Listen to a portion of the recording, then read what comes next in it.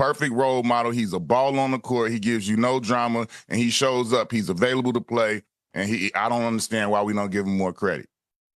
Shay, I want to start with you here. Is Jason Tatum the most disrespected star?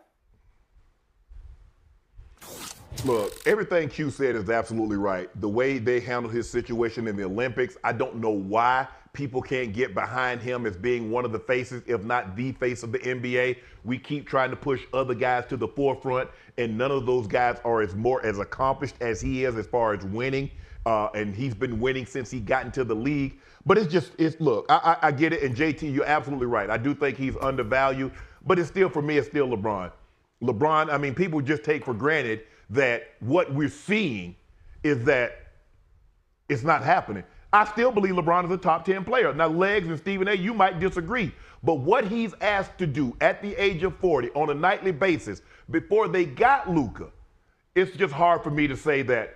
It's just hard for me to say that there's somebody that's more undervalued. But if I had to pick one guy and say, you know what, Shannon, he's more undervalued than LeBron, it's Jason Tatum. And I don't know why. I don't know why people can't get behind him, Legs and Stephen A. I don't know what's not to like about him. He can ball on the court. He gives you no drama off the court. Maybe he need to start talking trash. Maybe he need to throw the ball, hit a jump shot and point in somebody's face. Do something that resonate. Maybe go on IG. He's not on social media. Maybe he needs to just start talking trash on social media so we can all get behind him. I love him. I think his game is unbelievable. There's nothing not to like about him, Stephen A. I will say this to you. You saying that LeBron is the most disrespected player, and it made me want to throw up. I mean, you got to be in the history. That is history. That is absolutely asinine. That's ridiculous. You say most celebrated? That is utterly ridiculous. LeBron, I mean, damn. You got a generation of people, they've done everything for LeBron, but give him a bib and an apron. You got to be kidding me. Stop it. That is ridiculous. LeBron James is universally recognized as the Mount Rushmore of basketball. He is a marquee. He is treated as such. We all gravitate to wherever he is playing. We want to see him play. We're going to miss him when he's gone. All of this, that's not disrespect. Stop it. That's not true. Jason Tatum, on the other hand, let's analyze this for a second. Well, they went to one NBA Finals. He struggled against Golden State. Last year, it was Jaylen Brown that was the MVP of the NBA Finals because clearly, he had elevated his level of play for that series against Dallas. And Eastern Conference Finals. And the Eastern Conference Finals against Indiana. Okay, so we look at Jason Tatum. He is a great player. He's a model citizen. He's class personified. He's got his man Jeff Wexler takes care of him, make sure he gets those endorsement deals and all of this other stuff. We got all of that going on. But Jason Tatum is one of those guys, you look at his game, I don't think there's much lacking. I certainly don't think it's I don't think it's disrespect when it comes to LeBron. With him, you could say disrespect, but when the disrespect came into play? Well, what happened to him in the Olympics? Steve Kerr's one of the greatest coaches in NBA history. I don't give a damn what Steve Kerr says. Because of Steve Kerr, you're that great as a coach. You cannot justify walking up to a player the caliber of Jason Tatum before a game and saying, I don't know if I'm going to be able to 5 minutes for you. Behind 10 other guys. There is no justification for that. That's where the word disrespect comes in.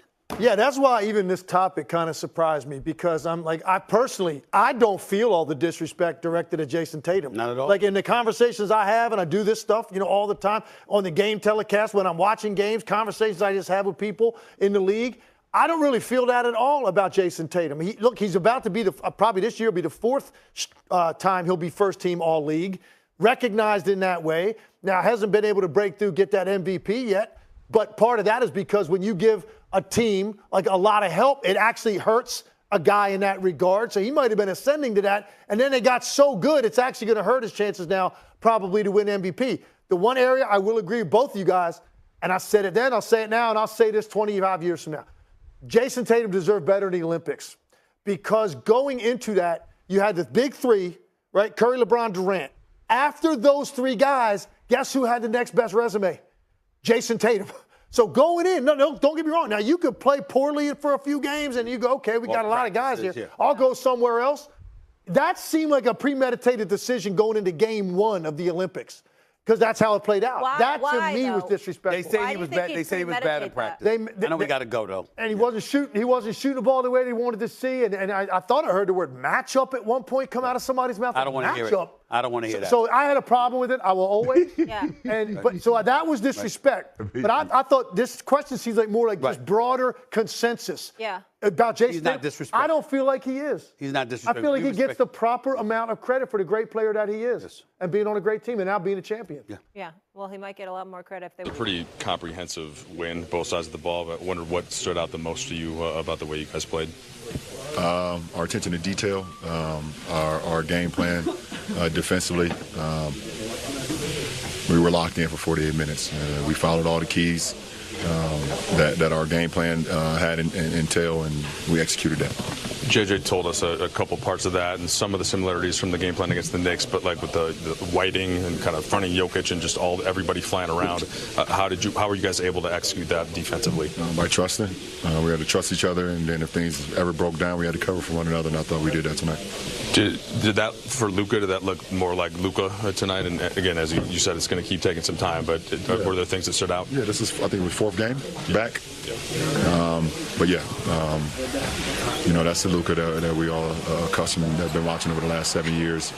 Especially you get that left side of the floor step back going. Pretty damn dangerous and big time game from him tonight.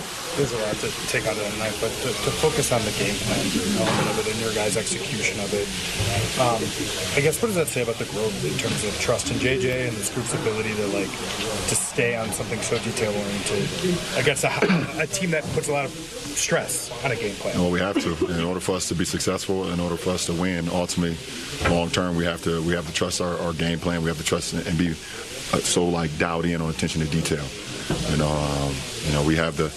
We have the personnel that we can really lock in on a game plan and really lock in and then be super strategic about how we want to execute offensively and defensively, and that was great to see tonight. Luka found you streaking up the court in stride for an easy score in the first half, and it's not the first time this happened in the short amount of time you guys were playing with one another. Is that instinctual? Are you guys giving each other a look? How do you explain that chemistry already?